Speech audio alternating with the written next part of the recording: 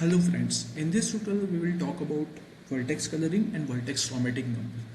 So the objective is to assign labels to vertices of the graph subject to certain constraints, and these labels are traditionally called colors. So let's understand the definition first. So any function f, and f is defined from vertex set of the graph to a set of integers, right, is called a k vertex coloring of a graph if this particular criteria is true. So before understanding this particular criteria, let's understand this part. So since this is a function, we can say that for all vertices it is mandatory to assign an integer. In other words, you can't skip any of the vertices, and the underlying criteria for assigning integers is for any two adjacent vertices u comma v which is present in the graph, you if f of u is not equal to f of v. In other words, all the adjacent vertices must get different colors. You can't assign the same color or same integer to adjacent vertices. So let's consider one example, then we will be able to understand this definition better. So what is the trivial solution for this particular problem? So let's consider this graph. This graph has four vertices. So in the best in the trivial way, we can solve this particular problem by assigning k is equal to n. In other words, we will assign a unique color to each and every vertex of the graph. So if we do this, then automatically this particular criteria will be satisfied. So let's verify. So for the first vertex a, I am assigning number 1. For the second vertex I am assigning number 2. For the third vertex I am assigning number 3, and for the fourth vertex I am assigning number 4. So definitely this is nothing but 4 vertex coloring, because ultimately I am using 4 number of colors. But now the question is, can we minimize total number of colors or total number of elements used? So for this particular problem, the answer is yes. How? As you can see, we can reuse 2 for D vertex, right?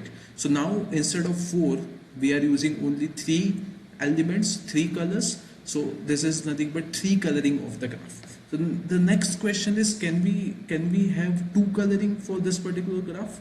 So for that answer is no. Why? Because as you can observe, this particular graph contains C3. C3 is nothing but it's a collection of 3 pairwise adjacent vertices. So 3 vertices are pairwise adjacent. So in order to color them, at least 3 colors are required, right?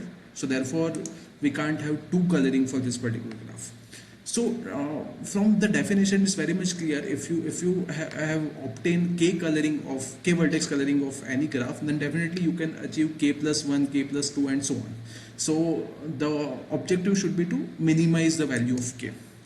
The equivalent definition is a k vertex coloring of graph G is nothing but partition of vertex set into k partition sets, such that each partition is nothing but an independent set of vertices. So let's verify this particular fact with respect to this example. So as you can see, if you focus on blue vertices, then blue vertices are forming an independent set. Similarly, here it's a trivial case, so only one vertex is present in an independent set corresponding to red, the color, and similarly only one element is present corresponding to pink independent set.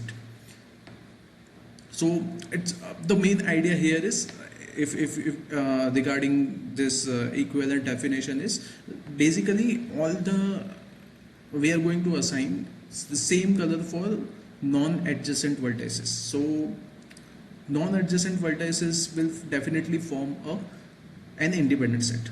So, and ultimately we are going to assign colors to all the vertices of the graph. So with respect to colors, the vertex set will be partitioned. So that is the idea. Let's understand the definition of vertex chromatic number now.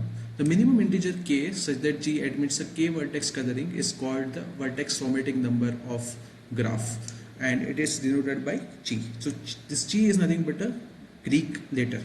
So for this particular example, we have already derived value of vertex chromatic number, and it's nothing but 3, right? Because we can't color this particular graph using just two colors.